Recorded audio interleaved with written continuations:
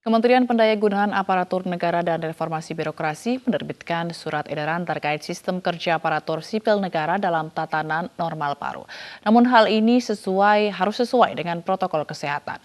Berikut kami hadirkan kembali dialog dalam program Aini Sore bersama Deputi Bidang Kelembagaan dan Tata Laksana Kementerian Pan-RB, Rini Widiantini. Menpan ini nomor 58 ini adalah bagaimana mengatur satu sistem kerja baru karena situasi kita agak berbeda dengan situasi sebelumnya. Jadi SE ini adalah pengaturan fleksibilitas terhadap working arrangement-nya yang dalam menghadapi COVID-19 tapi tetap produktif gitu. Jadi bagaimana PNS melaksanakan pekerjaan pada era new normal yang produktif dan aman COVID gitu. Jadi kita pendekatannya saat ini masih pendekatannya dengan fleksibelnya adalah fleksibel terhadap lokasinya dulu gitu ya saat ini ya, lokasi di mana tempat ini bekerja yang tentu saja tetap memperhatikan protokol kesehatan sebagaimana yang sudah ditetapkan oleh Kementerian Kesehatan gitu.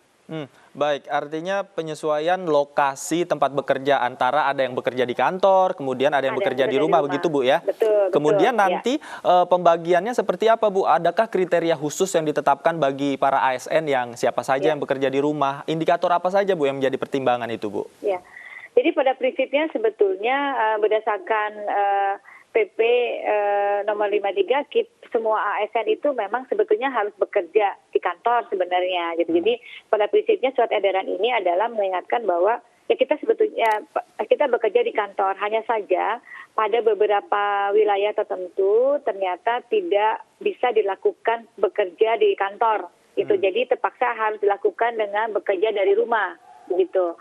Nah, jadi untuk yang bekerja di kantor tentu saja ini sudah di dalam Menpan ini disebutkan bahwa untuk daerah-daerah yang memang sudah bisa ada pelonggaran-pelonggaran terhadap penyebaran atau pengaturan-pengaturan berkaitan dengan COVID-19. Jadi ada pelonggaran dari PSBB gitu. Tetapi untuk yang masih dalam wilayah PSBB maka masih diperbolehkan untuk melakukan bekerja dari rumah.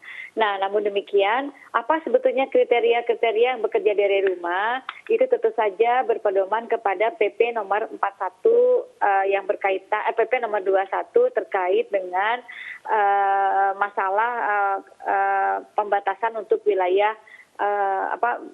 PSBB itu ya, ada PP nomor 21 tahun 2020.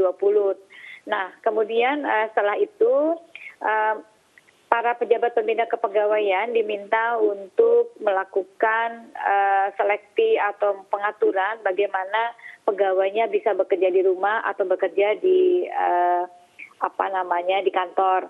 Nah, meskipun pada prinsipnya kita boleh harus bekerja di kantor, tapi situasi kita memang masih kita harus tetap mengikuti protokol kesehatan, artinya situasi kantor juga harus diperbaiki.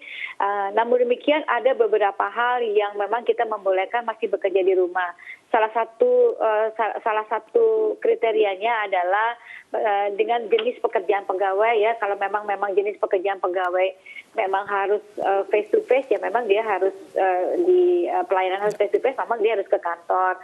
Kemudian juga memperhatikan kondisi kesehatan dari pegawai yang bersangkutan. Jadi kita tidak menentukan misalnya 45 tahun ke atas harus di rumah atau tidak menentukan itu, tetapi yang menjadi perhatian kita adalah faktor komorbiditasnya dari pegawai tersebut. Ada yang usianya di bawah 45 tahun tapi memang dia punya sakit yang serius, tentu saja kita sarankan dalam kondisi yang sekarang untuk tetap bekerja di rumah gitu. Tetapi untuk yang memang sehat silakan bekerja di kantor gitu ya.